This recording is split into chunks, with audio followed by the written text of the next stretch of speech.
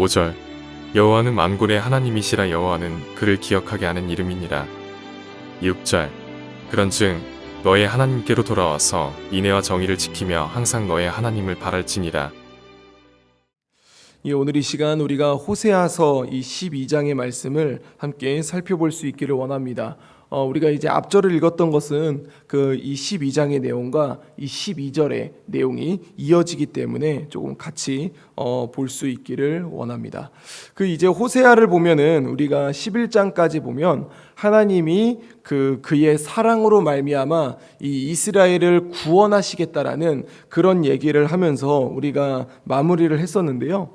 그런데 이제 12장에 돌아오면서 하나님이 그에게 베푸신 은혜가 얼마나 큰지에 대해서 이렇게 얘기를 해주는 부분들이 있습니다. 그래서 우리가 12절부터 그러니까 11장 12절부터 호세아서 12장 전체적으로 보면 굉장히 많이 볼 수 있는 게 뭐냐면 거짓에 대한 내용입니다.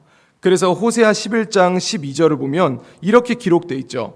에브라임은 거짓으로 그리고 이스라엘 족속은 속임수로 라고 하면서 그들이 이제 그런 거짓과 속임수로 나아갔다라는 것을 얘기를 합니다. 그러면서 12장을 보면은 1절을 보면 이렇게 되어 있습니다. 에브라임은 바람을 먹으며 동풍을 따라가서 종일토록 거짓과 포악을 더하여 아수르와 계약을 맺고 기름을 애굽에 보내도다. 여기서 말하는 동풍은 이 구약에서 이 말하는 동풍은 뭐냐면 정말 한 지역을 파괴할 만한 그런 엄청난 바람을 얘기를 하는데, 그런데 본문에서는 이제 아수르를 의미하는 겁니다. 그래서 에브라임이 그 아수르에게 의지를 하여서 아수르와 계약을 맺고 그러면서 이제 자신들의 위기를 조금씩 벗어나려고 했었던 그런 모습들을 얘기하는 것이죠. 그러면서 2절에 이럽니다. 여호와께서 유다와 논쟁하시고 야곱을 그 행실대로 벌하시며 그의 행위대로 그에게 보응하시리라. 그러니까 이스라엘이 아수르를 의지할 것이 아니라 이스라엘이 하나님을 의지해야 되는데 그렇지 아니하고 세상에 의지했던 그 결과를 하나님이 그대로 갚아가시겠다라는 것을 얘기하고 있는 것이죠. 그러면서 3절을 보면은 이 이스라엘의 조상이 야곱이지 않습니까? 그 야곱에 대한 얘기를 꺼냅니다. 그래서 야곱은 모태에서 그의 형의 발 뒤꿈치를 잡았고 또 힘으로는 하나님과 겨루되, 왜 야곱이 나왔는지는 제가 조금 이따가 설명을 해드리도록 하겠습니다. 그러면서 5절과 6절을 보면 여호와는 만군의 하나님이시니라. 여호와는 그를 기억하게 하는 이름이니라. 6절 그런즉 너의 하나님께로 돌아와서 인애와 정의를 지키며 항상 너의 하나님을 바랄지니라 라고 그렇게 얘기를 하는 것이죠. 그래서 하나님이 그들에게 말하기를 너희는 나에게로 돌아와라 라고 그렇게 얘기를 하면서 7절부터는 이 에브라임 즉 이스라엘에 대한 얘기를 지속적으로 얘기하십니다. 그러면서 7절을 보면 그는 상인이라 손에 거짓 저울을 가지고 속이기를 좋아하는도다. 이게 에브라임 즉 이스라엘을 얘기하는 거거든요. 그러면서 그들이 거짓 저울을 가지고 속이면서 그렇게 했었는데 8절을 보면 그들이 말합니다. 에브라임이 말하기를 나는 실로 부자라. 내가 재물을 얻었는데 내가 수고한 모든 것 중에서 죄라 할 만한 불의를 내게서 찾아낼 자 없으리라 하거니와, 거짓을 좋아하고 속여서 부자가 됐던 사람인데 그런데 뭐라고 얘기하냐면 뻔뻔하게 나에게서 죄가 없다, 나에게서 죄를 찾아낼 자가 없다라고 그렇게 얘기하고 있는 것이죠. 그러면서 이제 하나님은 뭐라고 얘기하냐면 9절에 네가 애굽 땅에 있을 때부터라고 얘기를 합니다. 다시 과거의 이야기를 꺼냅니다. 그래서 나는 너의 하나님 여호와니라. 내가 너로 다시 장막에 거주하게 하기를 명절날에 하던 것 같게 하리라 라고 하면서 10절에 내가 여러 선지자에게 말하였고 이상을 많이 보였으며 선지자들을 통하여 비유를 베풀었다는 얘기가 뭘까요? 그들이 계속해서 하나님 앞에 살아가지 않았기 때문에 그들이 여러 선지자들을 통하여서 내가 너희의 하나님이라는 것을 계속해서 보여주고 증명했다라는 거예요. 그런데 그들이 그렇게 하지 않았다라는 것이죠. 그러면서 계속해서 그들은 자기들 마음대로 살았다는 것을 얘기를 하는 거예요. 그러면서 13절을 보면 여호와께서는 한 선지자로 이스라엘을 애굽에서 인도하여 내셨고 이스라엘이 한 선지자로 보호받았거늘, 여기서 말하는 한 선지자가 누구겠습니까? 모세를 이야기합니다. 그래서 이스라엘이 생각하는 우리 조상들 중에 가장 위대한 지도자 모세의 이름을 꺼내서 그들이 애굽에서 인도하여 냈던 그 기억들을 상기하게 하는 거죠. 그런데 14절을 보면 이렇게 마무리를 합니다. 에브라임이 경노하게 함이 극심하였으니 그의 주께서 그의 피로 그의 위에 머물러 있게 하시며 그의 수치를 그에게 돌리시리라. 그런데 그들이 이제 하나님 앞에 지속적으로 이렇게 온전히 살지 못하면은 너가 심판을 당할 수밖에 없다라고 얘기하면서 오늘 본문은 마무리하게 됩니다. 사랑하는 성도 여러분, 이 오늘의 이야기를 보면 그 이스라엘에 대한 얘기가 나오면서 그 다음에 애굽 시대를 얘기를 하면서 그 다음에 야곱에 대한 얘기가 나오고 있습니다. 왜 하나님은 이 호세아 12장에 이런 이야기를 하고 계시는 것일까요? 우리가 맨 처음에 살펴봤던 11장 12절을 보면은 에브라임에 대한 얘기가 나오는데 그들은 거짓과 속임수로 살았다라고 얘기를 합니다. 그런데 그들이 왜 거짓과 속임수로 살아가는가? 그러면서 이제 야곱에 대한 얘기를 하는 거죠. 이 야곱이 나중에 이스라엘로 바뀌면서 이스라엘의 조상이 되지 않습니까? 그런데 그 야곱이 어떤 사람이었는가? 3절을 보면 모태에서 그의 형 발 뒤꿈치를 잡았고 또 힘으로는 하나님과 겨루되 라고 그렇게 얘기를 하지만 야곱은 어떤 사람이냐면 속이는 자였습니다. 그래서 자신의 아버지였던 이삭을 속여가지고 장자의 축복을 형이 받아야 될 것을 누가 받았습니까? 자기가 받았던 그런 이제 속임수의 사람이었거든요. 이 얘기는 무슨 얘기냐면 너희는 너희 조상 때부터 참 속임수를 하는 사람들이었다라고 그렇게 얘기를 하는 거죠. 그런데 이제 그런 속임수를 했었던 사람들이 애굽 땅에 들어갔었는데 그 애굽 땅에 들어갔을 때 그들이 어떻게 살았습니까? 종으로 살았거든요. 노예로 살았습니다. 그런데 그들을 이 모세라는 한 선지자를 통해서 이끌어냈던 것은 누구의 은혜라는 겁니까? 하나님의 은혜였다라는 걸 얘기하는 거예요. 그러면서 너희가 그 은혜를 기억하면서 5절과 6절 이렇게 얘기하는 거죠. 여호와는 만군의 하나님이시니라. 여호와는 그를 기억하게 하는 이름이니라. 너희가 나를 기억할 수 있어야 된다. 너희는 원래 속이는 자였고 그 속임으로 살아가는 사람들이었다. 그런데 너희를 꺼낸 사람이 누구고 너희에게 은혜를 베푼 자가 누군가? 바로 하나님이라는 사실을 너희는 기억할 수 있어야 된다라고 그렇게 말씀하고 있는 것입니다. 그러면서 6절을 보면 이렇게 얘기하는 것이죠. 우리 6절을 같이 한번 읽어볼까요? 그런즉 너희 하나님께로 돌아와서 인애와 정의를 지키며 항상 너희 하나님을 바랄지니라. 아멘. 하나님께로 돌아오라고 얘기합니다. 너희가 원래 조상 때부터 가지고 있었던 그 거짓과 속임수로 또 살아가려고 하지 말고, 야곱이 처음에 그렇게 살았지 않습니까?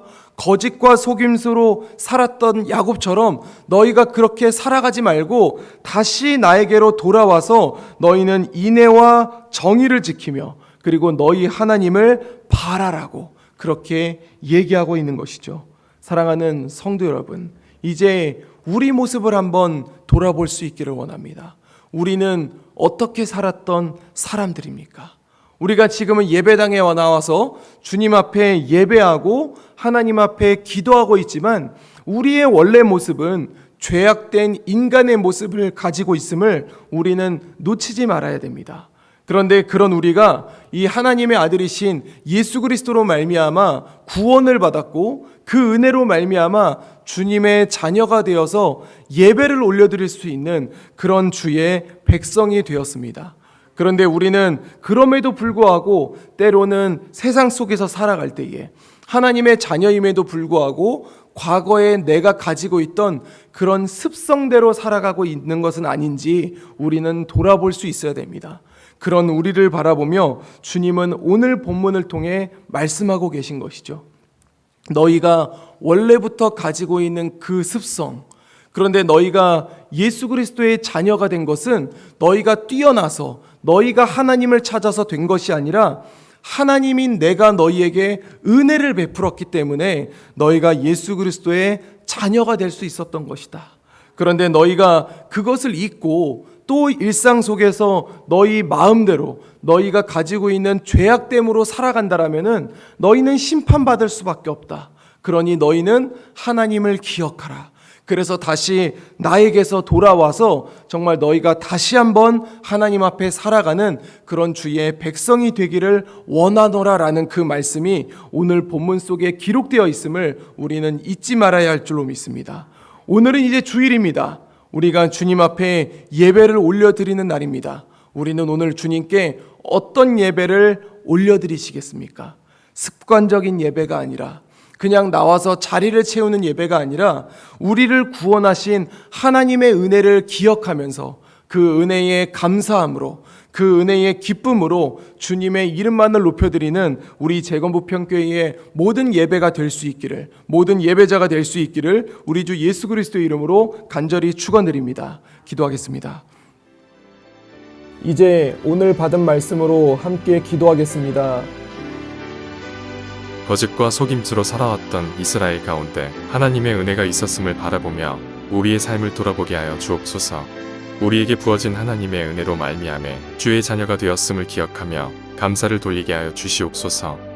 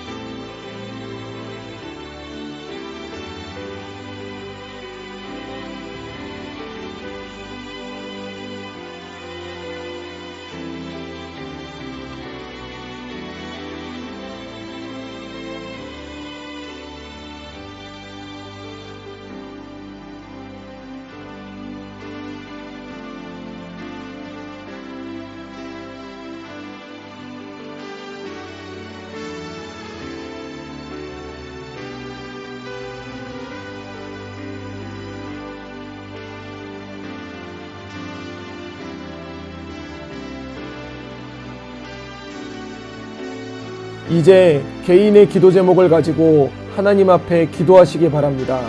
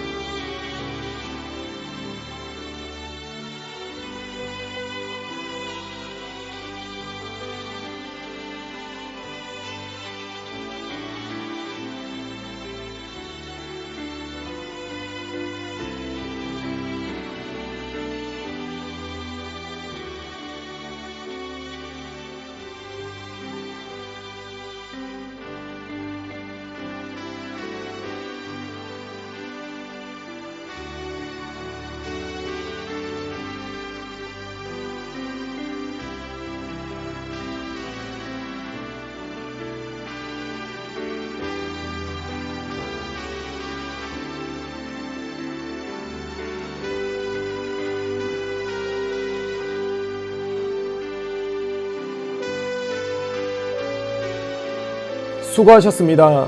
오늘도 하나님의 인도하심 가운데 승리의 하루를 보내시는 우리 재건부평교회 모든 성도님들이 되시기를 주님의 이름으로 축복합니다.